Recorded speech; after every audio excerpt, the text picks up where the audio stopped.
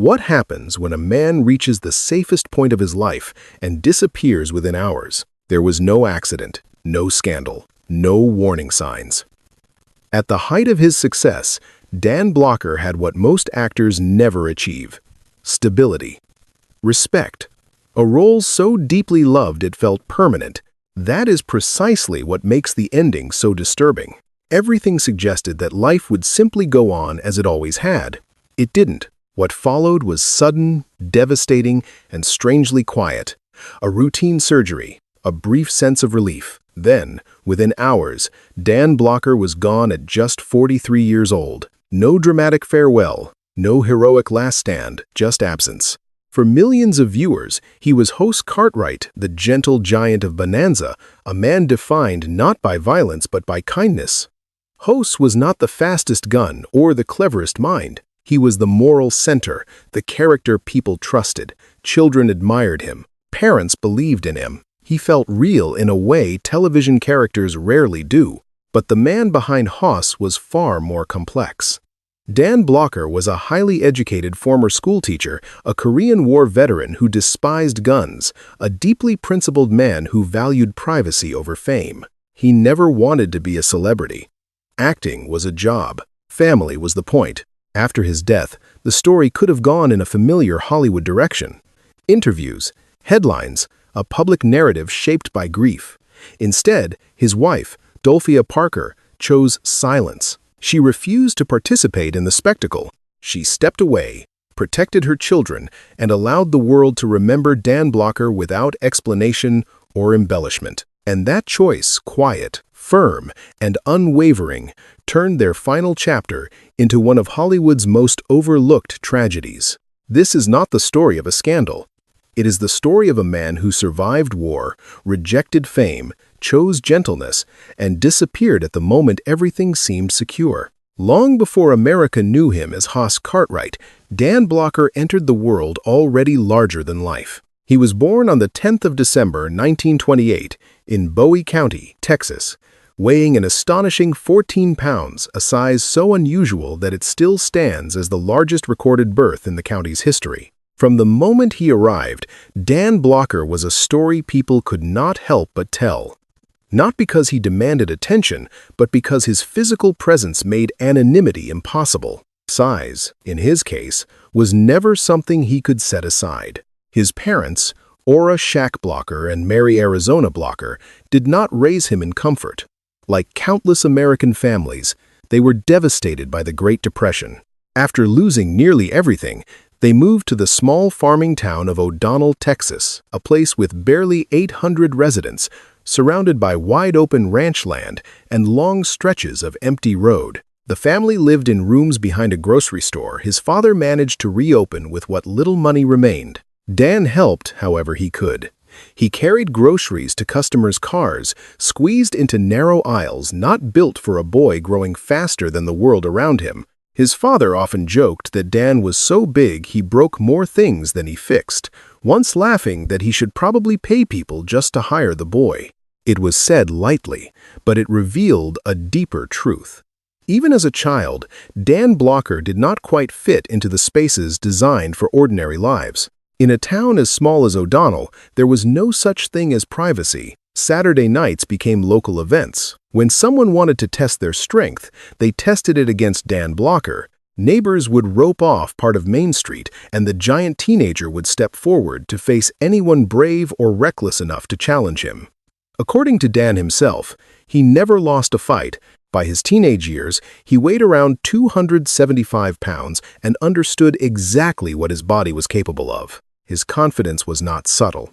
At one point, he even claimed that if given a few months to train and lose some weight, he could take on heavyweight boxing champion Floyd Patterson. Whether the claim was realistic mattered less than what it revealed. Dan Blocker was acutely aware of his strength and unafraid of it. Yet strength was only part of who he was. Despite his size, Dan was shy. He was thoughtful, bookish, often seen reading rather than boasting. There was a softness to him that surprised people, a quietness that stood in contrast to his overwhelming physical presence. Even then, the contradiction was visible. A giant who did not seek dominance, a powerful body paired with a reflective mind. At 13, Dan entered the Texas Military Institute, where discipline and physicality were expected. He thrived in football, playing linebacker and earning a scholarship to Sul Ross State University. On paper, his future seemed predetermined: athletics, physical authority, and a life shaped by strength. But fate intervened in the least dramatic way imaginable. The university's drama club needed someone strong enough to move heavy set pieces for a production of Arsenic and Old Lace.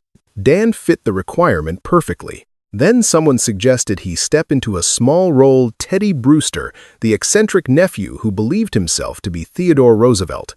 It was not meant to change his life. It was meant to solve a practical problem. Instead, something unexpected happened. The audience responded not to his size, but to his presence. For the first time, Dan Blocker felt what it meant to be seen not as a spectacle, not as a body, but as a person communicating something genuine. The laughter, the attention, the energy of the room struck him with a force he had never known. He changed his major from English to theater and never looked back. At the time, it did not feel like destiny. It felt like curiosity, like possibility. But in hindsight, that small role marked the first quiet break from the path the world had laid out for him, a turning point that would eventually lead to Hoss Cartwright and to a life far more complicated than anyone in O'Donnell could have imagined.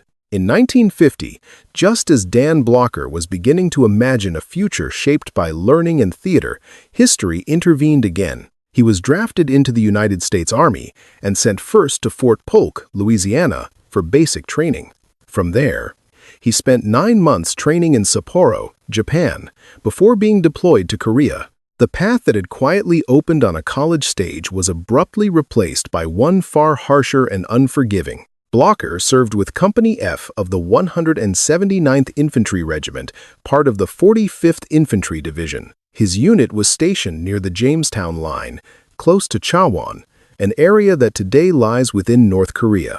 This was not symbolic combat or distant artillery fire. It was sustained, grinding frontline warfare. In March, the fighting intensified at a position known as Outpost Erie. Then, on May 25, Blocker's patrol walked directly into a communist ambush deep behind enemy lines. They were outnumbered and pinned down under heavy fire. Retreat was not an option. Survival depended on holding ground. When one of the soldiers was wounded and trapped under continuous fire, Dan Blocker remained in position for more than 4 hours, returning fire against machine guns, mortars, and small arms. His actions kept the enemy at bay long enough to prevent further losses, even though the wounded soldier ultimately did not survive. It was not a moment of cinematic heroism. It was endurance. It was refusal to abandon others. The fighting did not end there. From mid-June through the end of the month, his unit engaged in brutal combat at Erie, Old Baldy, and Porkchop Hill before defending Hill 223. Blocker spent 209 consecutive days on the front lines. By July, the division was finally pulled back. By the time he returned to the United States in August 1952, Dan Blocker had risen to the rank of sergeant. He was hospitalized for wounds sustained during combat and credited with saving the lives of men under his command. Yet he rarely spoke about it. One of those men, Gordon Apps, later described Sergeant Blocker as loud in the best way, strong, athletic, and unfailingly attentive to the soldiers around him. He remembered how Blocker could crush a beer can between 2 fingers and still make time to check on every man in his unit. Authority, in Blocker's case, was never about intimidation. It was about presence.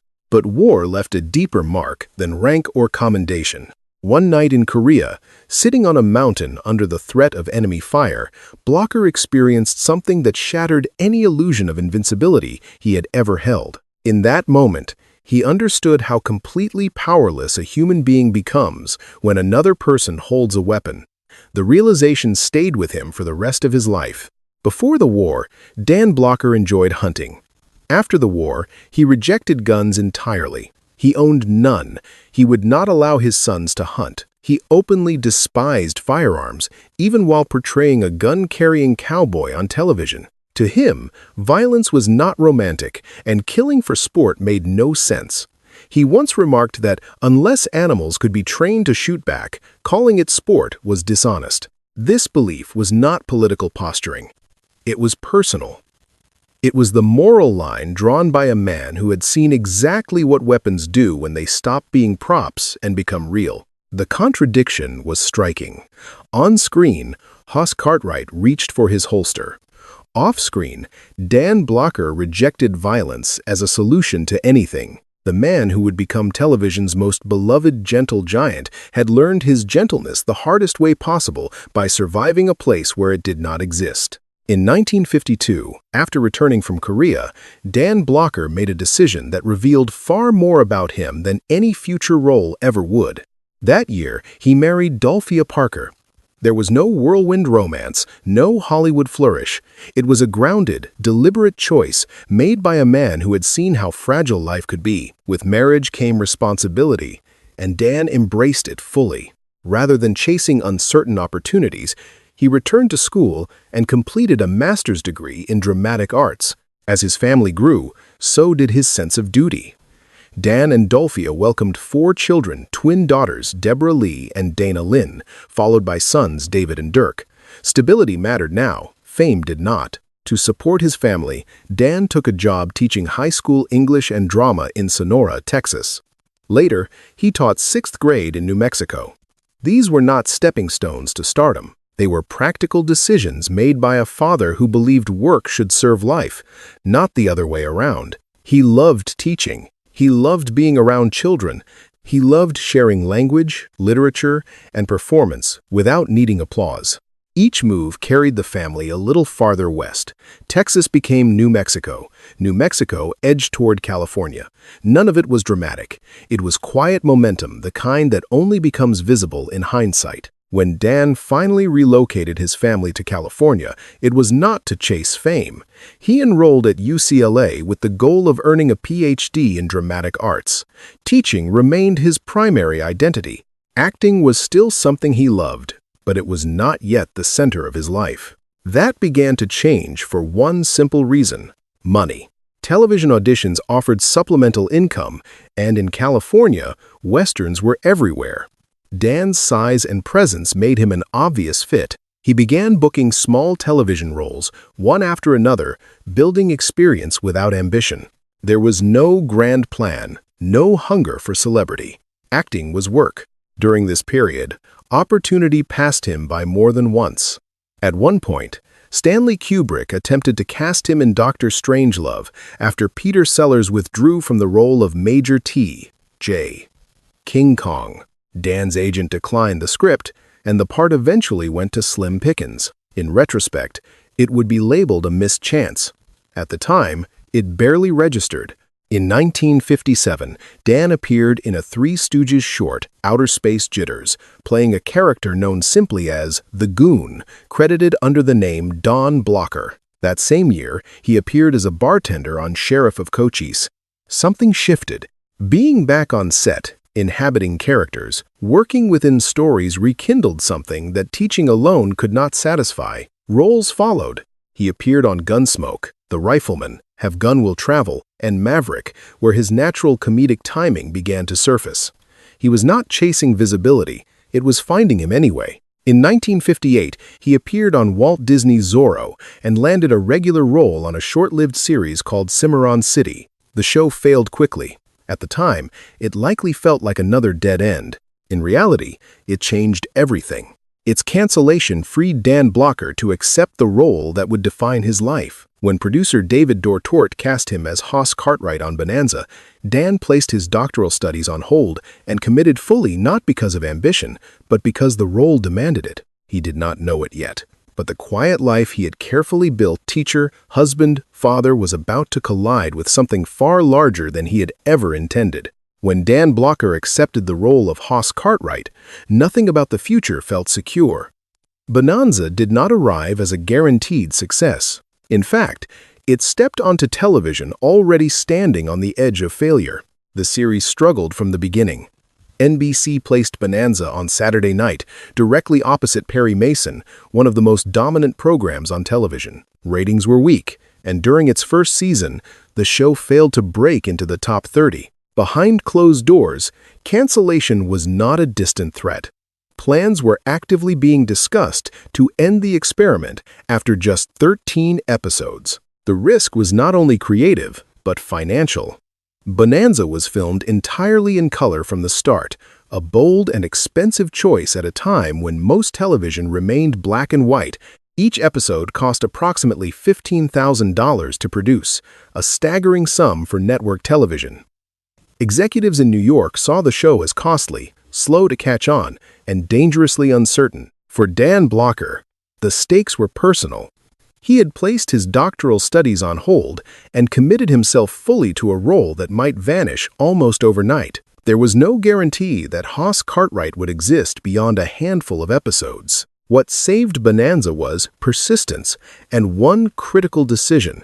NBC moved the series from Saturday night to Sunday at 9 o'clock. The shift changed everything. Families who had never seen the show before began tuning in. Viewership did not explode, but it grew steadily, building loyalty rather than novelty. Then came stability. Chevrolet signed on as sponsor, bringing financial backing and renewed confidence. NBC executive Thomas Sarnoff later admitted how close the series had come to being erased. Without direct intervention and strict budget control, Bonanza would have ended almost as quickly as it began. Instead, it survived. And then it expanded. As the show found its footing, something else became clear. While Bonanza featured strong personalities across the Cartwright family, Hoss Cartwright emerged as its emotional center. He was not the authority of Ben Cartwright or the charm of Little Joe. He was the conscience, the steady presence, the heart.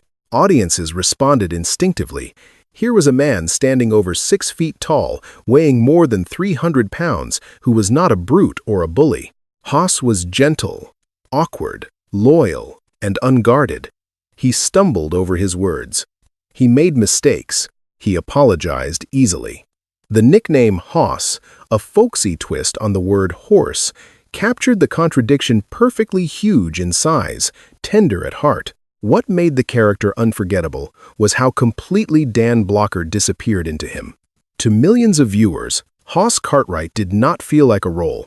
He felt real, familiar, safe. The irony was that Dan Blocker himself was nothing like the slow, simple-minded figure many assumed Hoss to be. Off-screen, he was highly educated, holding a master's degree in theater. He had been a teacher. He was well-read, deeply religious, as a Free Methodist, and politically progressive. The simplicity belonged entirely to the character, not the man. Yet beneath the calm intelligence was a toughness few people ever saw. During one filming session, Dan Blocker was violently thrown from a horse and fractured his collarbone. Instead of going to the hospital, he did something almost unthinkable. He set the bone himself. He climbed back onto the horse and finished the scene. Only afterward did he take time to recover. The incident revealed the truth behind the softness. Dan Blocker was gentle by choice, not by weakness. That same quiet grit defined his approach to Hoss. Compassion was not played for sentiment. It was rooted in strength. Children sensed it immediately. Parents did too. Hoss never felt manipulative or calculating. There was nothing hidden behind the performance. What you saw was what you got: a good man doing his best in a complicated world. As Bonanza transformed into one of the most beloved shows in television history, Dan Blocker found himself at the center of something he had never sought. Fame arrived gradually, then completely. The role that nearly vanished after 13 episodes had become permanent, and the man who never wanted to be famous was becoming impossible to ignore. As Bonanza grew into a cultural institution, Dan Blocker found himself trapped inside a contradiction he had never prepared for. The role of Hoss Cartwright brought him security, respect, and a steady career, but it also brought something he deeply resisted: fame. What does it mean when the world recognizes your face, but never sees who you really are? Blocker loved acting, but he had no interest in celebrity. To him, performing was a craft, a job, a way to provide for his family.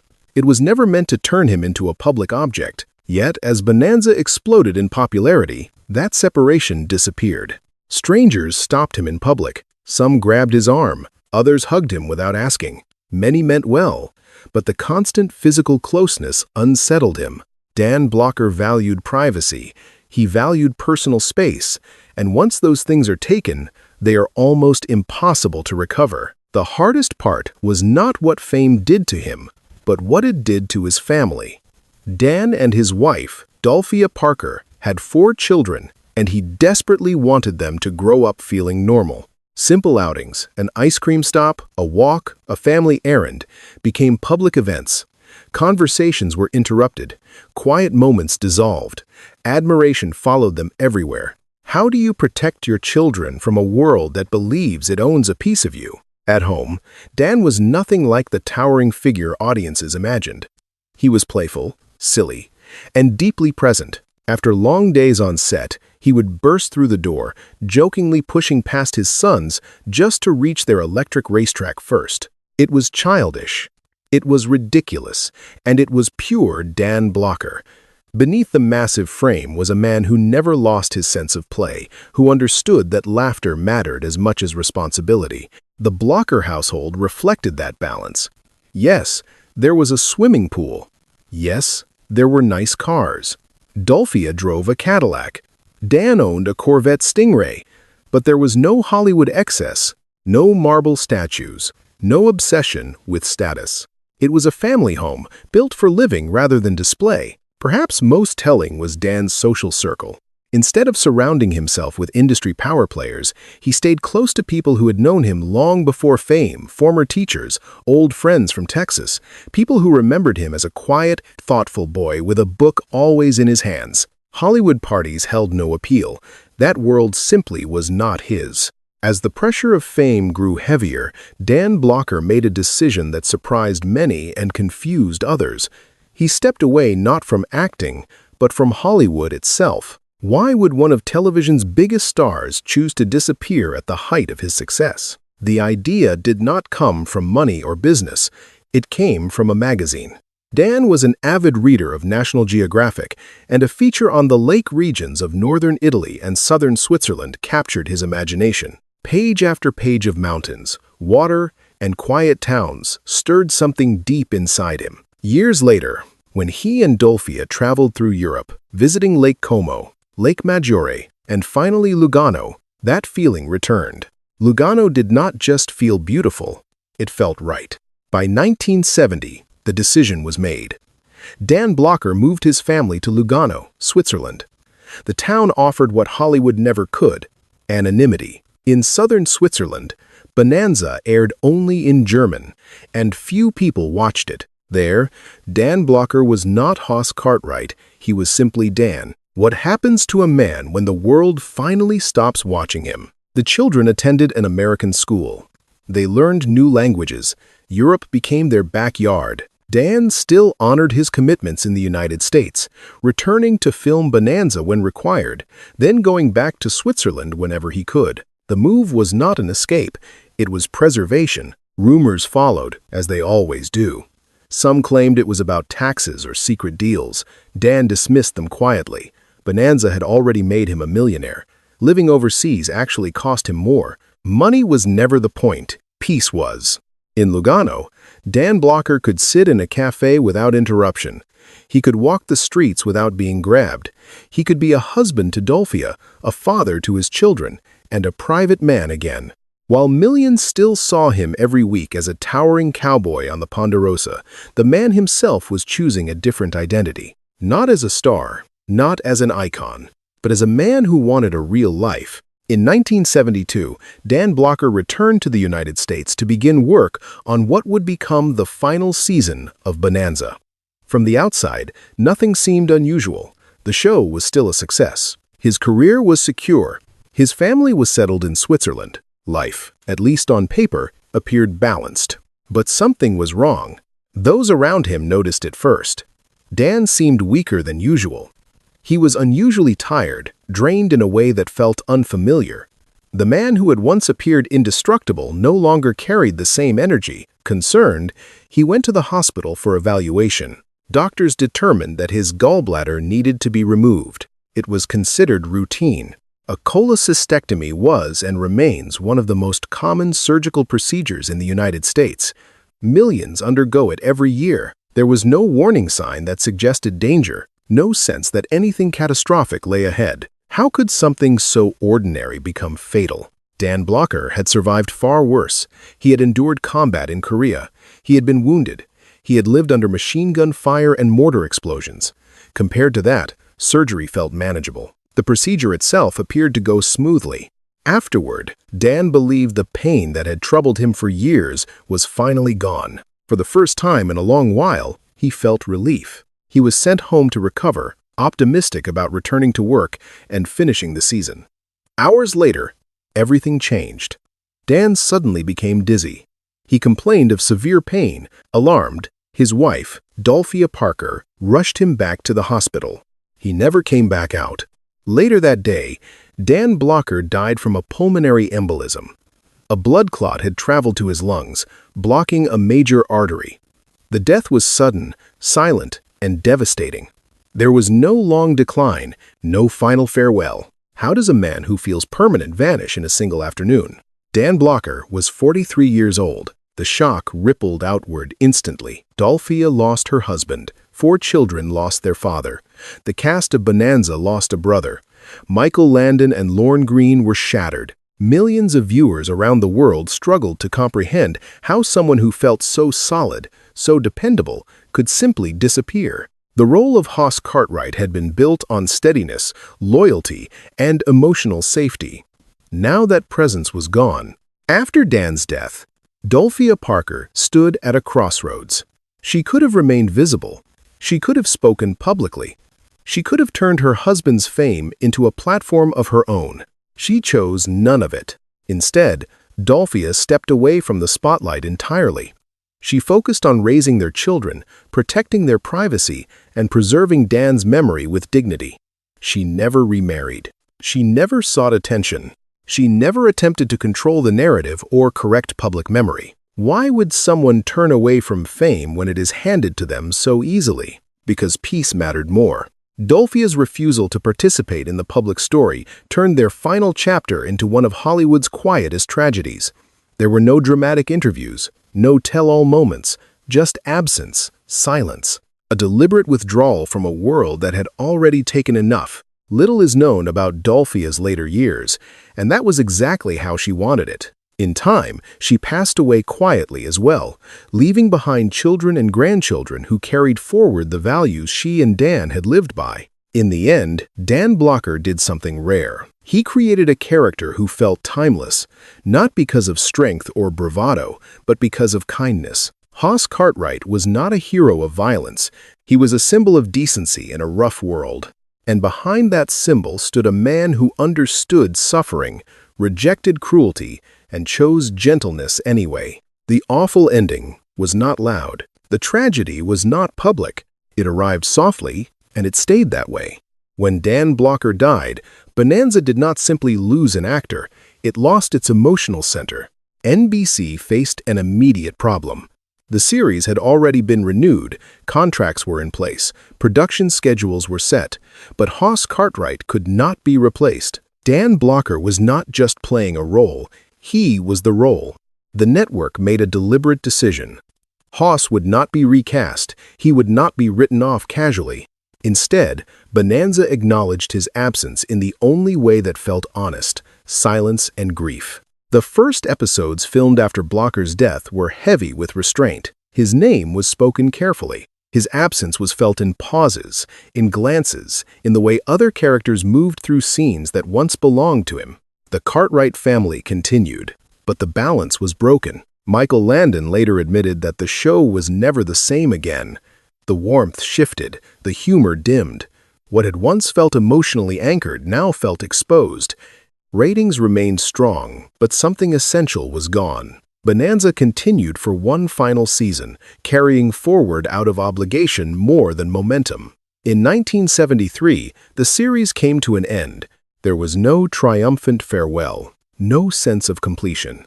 The show did not collapse dramatically, it simply faded, as if it knew the story it was meant to tell had already ended. In quiet ways, Bonanza seemed to understand what Hollywood often refuses to admit. Some losses cannot be written around. Some absences cannot be filled. And some characters are so human that when they disappear, The world they lived in disappears with them. Dan Blocker never chased immortality. He did not seek power, headlines, or a legacy carved in stone. What he wanted was simpler, and in many ways rarer, to live decently, to work honestly, and to protect the people he loved from a world that never stopped watching. That is why his ending feels so unsettling. There was no scandal, no downfall fueled by excess or ego, no public unraveling, just a routine surgery, an ordinary afternoon, and a man who never came home. In a city built on spectacle, his death arrived without noise, and perhaps that is why it still lingers. Hoss Cartwright lives on through reruns and memory, through the comfort he once brought to millions of viewers. Dan Blocker, however, chose a different kind of legacy, and after he was gone, his wife, Dolphia Parker, chose silence over explanation, dignity over exposure, privacy over attention. By stepping away, she refused to let Hollywood define their final chapter. She did not turn grief into content. She did not trade sorrow for relevance. She simply protected what remained. And maybe that is the most honest legacy Dan Blocker left behind. A reminder that fame is loud, but meaning is quiet.